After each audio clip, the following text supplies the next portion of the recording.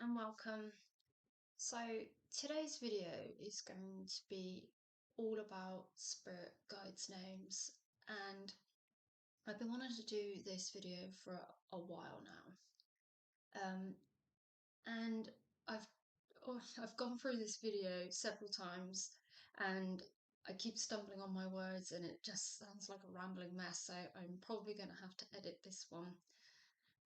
But I'm just going to give it another shot. So here goes. So I want to start off with this big expectation of having a name and certain information when you go to get a spirit guide portrait done. And this is something I'm very aware of. Now, I get it. You know, when you purchase a spirit guide portrait, you know, not only do you want to see the face, but the name seems to definitely be the number two thing you want out of it, followed by information such as like where in the world they resided, the time period, employment, why they're with you, that sort of thing. But I'll be really, really honest. I've had many spirit guide portraits done over the years, and I can honestly say only probably two artists have ever come back with a spirit guide name. So, you know, it's never bothered me. I don't even think it's crossed my mind, to be honest. I've just been really appreciative that Spirit have given that artist um, a representation of one of my guides, and I'm just appreciative for that. I don't get my knickers in a twist about not having a name or certain information. What I get is what I meant to receive, and I'm just grateful. So moving on. So also people need to remember that all types of mediumship, whether you're a psychic, medium, clairvoyant, whatever, spirit artist, no two work the same. They're all different. They've all got their own way of working. And you know, some spirit artists don't get any information. They just get the picture, which is absolutely fine because that's the gift they were given. Some will some work with just solely, you know, getting information about the guide. You know, there's so many different ways of getting information about guides. Some are really crude portraits with, you know, not too much detail, maybe quite generic. And then there are other spirit artists who can do like a masterpiece. So bringing through the information and getting the visions, it's all different. There are, for example, spirit guide artists who can actually, it's very rare, by the way, from what I understand, it's very rare for a spirit artist to actually see a spirit guide like flesh and blood, like you're looking at a human in the room. It tends to be, from what I understand, mainly you might see like an opaque image like in the doorway, or it's solely in your mind's eye, or it's just a knowing of what they look like. Some spirit artists shut their eyes and they just let the energy just take over them, and they can draw portraits with their eyes shut. I mean, I could go on and on. So yeah, it's the same with the information, not just the portrait. It's all different, and people need to bear that in mind. If you're after specific information and you know exactly what you're after, do your research, contact several spirit artists, find out exactly what they offer. You know, do you always get a name? Because honestly, names can be really difficult. It does seem to be a thing with all types of mediumship. Bringing through names can be difficult. Now, I'm sure there are mediums out there and clairvoyants who can just all day long bosh out correct names, and you know, they're hot on it, they're really good at it. But in all my experience of having readings and doing this work, it is sort of trial and error. It's what comes through at the time, and for me, a name comes through so quick, it's like a pop. And I might only hear certain syllables, and I kind of have to just go with it and piece it all together. And sometimes multiple names come through, and when that happens, I have to explain to the client in their reading that, look, I've been given several names. Please, may you choose which one you feel most drawn to on this occasion. And if no name is given, which I must say, I don't think I'm too bad at names, but I'm only human, and sometimes I don't catch a name or I'm not given a name, and I will then explain in the reading that I wasn't given a name, but don't worry about it, it's no big deal. I ask the client then to think about it and find a fitting name for that guide, because ultimately guides do not care what they are called. So yeah, then we also need to remember that when a name comes through, don't just assume that that is definitely the name of the spirit guide you are channeling. I've had instances in the past where I've had a name and I've thought, hang on a minute, why do I feel like that's not that guide's name? What if it is actually a clue? Because mediumship is sometimes like a jigsaw puzzle. And for me, when I'm channeling, I just scribble all sorts of stuff down. Some of it doesn't make sense, and I have to piece it together into something coherent. And so, like, when I get given a name, I've had times where I think, hang on a minute, I think that's actually who was on the throne at the time, which tells me the time period. So it could be a clue to the time period. And also, if you know your kings and queens, it could also be an indication of who, what, depending on what king or queen, it tells me what country that guide might have resided in. The other thing that you need to kind of factor in, because you have to be open-minded with all this, is I've had instances where a guide has not given me their name, but they've given me a name of one of their children in that chosen incarnation that they've stepped forward from. So let's take, for example, a Victorian housemaid or housewife, and she's had several sons and several daughters, and she's not bothered about her own name. She wants to talk. Sorry, I'm so sorry. Um, that was my son repeatedly calling up the stairs, so I've had to stop and tell him I'm in the middle of the video. I am so sorry. So, where were we? Yeah. So this Victorian housewife who's had several sons and several daughters, and she's more concerned about one of her children. It might be that her daughter died at a young age for whatever reason, and because she was young, she doesn't realize she's deceased and she's earthbound. She's not passed over. She's not joined. Um, that she hasn't joined her mother, and so because the guide has chosen an incarnation, they're allowed to choose from any incarnation they feel like. They might just be like, I just want it out there that she's not with me yet. She's still out there, and it's maybe a concern for her. You know, so yeah, it might sound a bit far-fetched, but you've got to be open-minded, and that is just one aspect I'd like to put out there. I've decided to restart that last bit again. It went a bit wrong. I got flustered. What I was trying to explain is it takes a lot of energy for spirit guides and spirit in general to come down to our vibration and to get information through the veil. Now, first, as a spirit artist, for me, the main focus, and always will be, is getting a good representation of their face, a good image, something I can work with, something I can get on paper.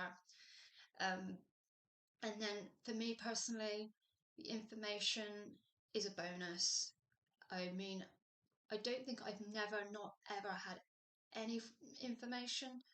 I mean, it varies. Sometimes it can be limited, especially if multiple guides come through. And then other times I feel like I've got quite a good body of information to put in the reading. You know, but it all varies. It's very eclectic. And so because guides, you know, they're not so het up about their name, it just might be that it's not the first thing on their list that they want to tell me. They might want to be emphasizing other parts of that incarnation, that life that they've chosen to manifest from. So because because names are not such a huge deal, it might be at the bottom of the list of what they want to tell you. They might be more interested in giving messages to the recipient, or a spirit animal might be coming through, so therefore I don't get the name. But again, it's really nothing to worry about if a name doesn't come through. It is not the end of the world. So I'm going to have a little bit of a grumble here. Please forgive me, but I do feel it's important to mention, and that is when people email me. Doesn't happen very often, really. It doesn't. I mean, over the years, it can only be like a small handful, where someone has emailed me and said, I love my portrait, thank you ever so much, but did you get a name? I really wanted a name, did you get one? Now that shocks me a little bit, because it's kind of implying that I may have had a name and just for whatever reason just thought, I'm not going to put that in the reading. Everything I'm given, everything that I scribble down, that I can put together as a coherent reading, I will use.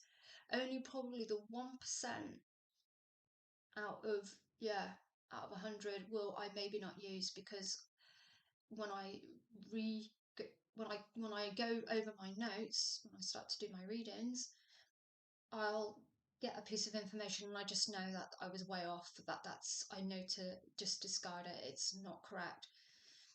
But yeah, it's tiny. Otherwise, I use everything I'm given. I would never withhold any information. What reason would I have to do that? Especially as I know that everybody really wants to know what to put a name to the face. So then I have to go back to the client and say, look, on this occasion, I'm sorry, I didn't get a name. But yeah, it's the fact that they email me and ask, did you get a name? It does take me back a bit. And then there was this one time, this lady, this is a good few years ago, this lady mailed me and she wasn't the nicest, and she was very demanding, and she said to me she was happy with her portrait, and I felt I gave a decent amount of information, but she wanted more. Um, she said, I want you to go away and I want you to tune back in, and I would actually like more information. I want to know this, I want to know that. And that really shocked me. And I mailed her back and I said, I'm sorry, for me, it doesn't work like that. You, you can't just expect me to just tune back in and try and grab more information. That's very demanding, and being demanding is negative. And also, who's to say that guide is still there guiding her? Guides change all the time. It might be that guide has moved on to another human soul. And even if that guide was still there, do I have the right to go, hey, are you still there? She wants more information, and that's me demanding as well.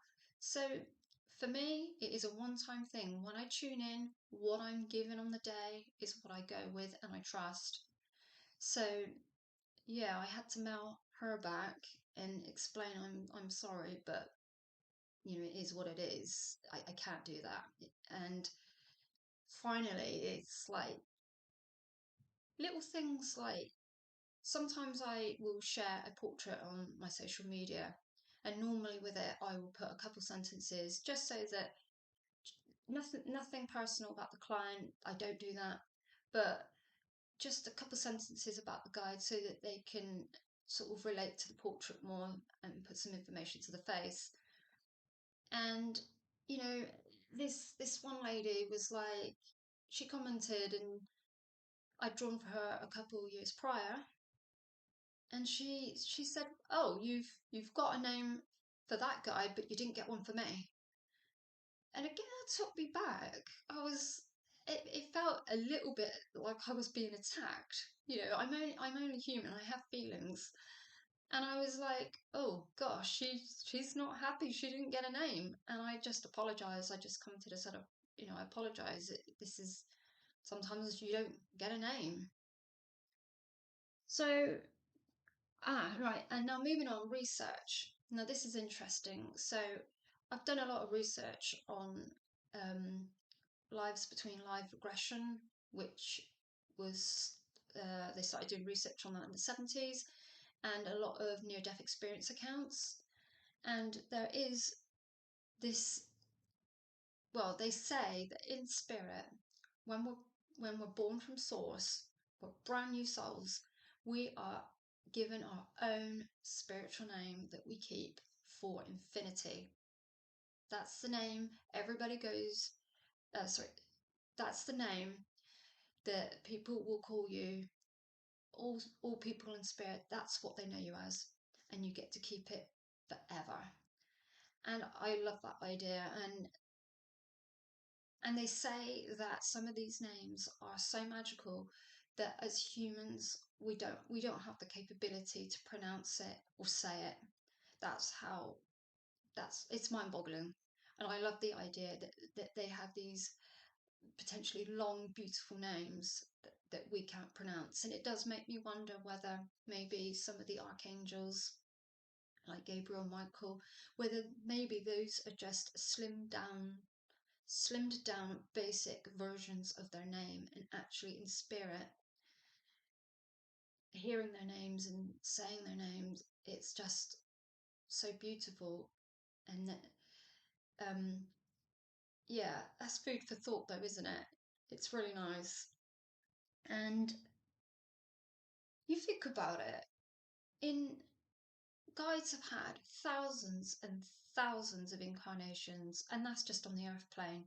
That's not taking into account other dimensions, other worlds and planets. So you just think about how many different names one soul has been given.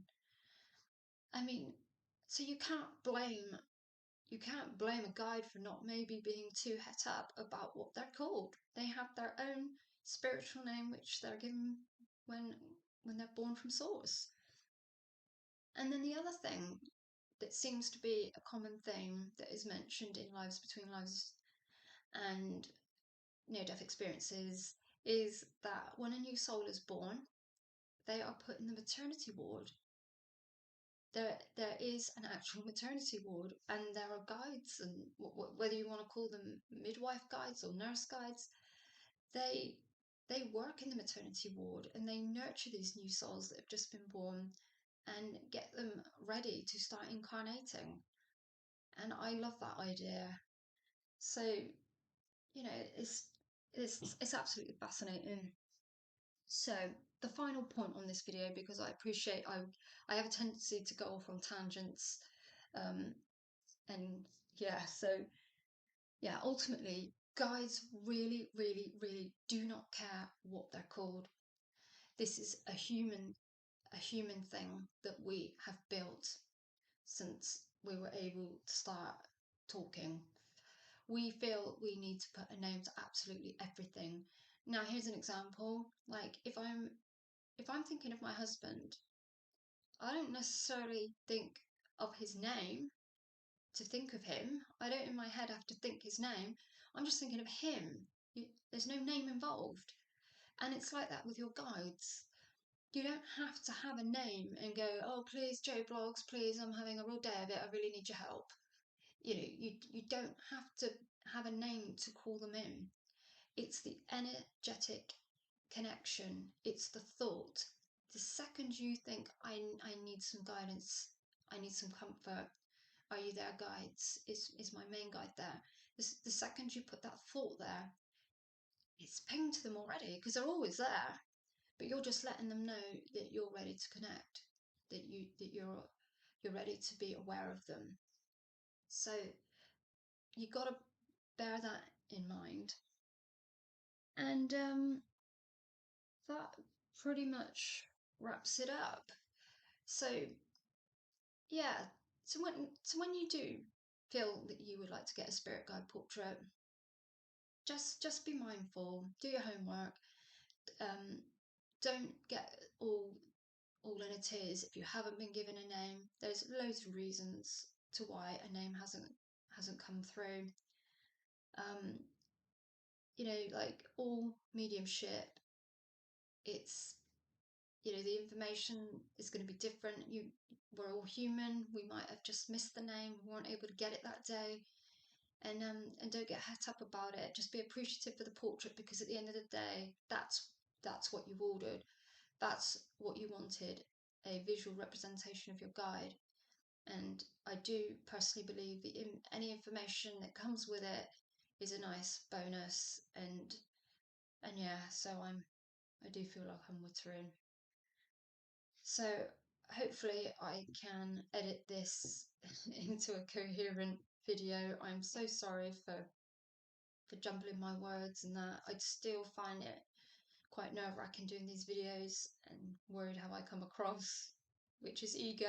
I know that's not great, but it's because I'm worried about how I come across to you, not worried about how I feel about myself. So anyway, I'm gonna wrap that up. Take care. Bye.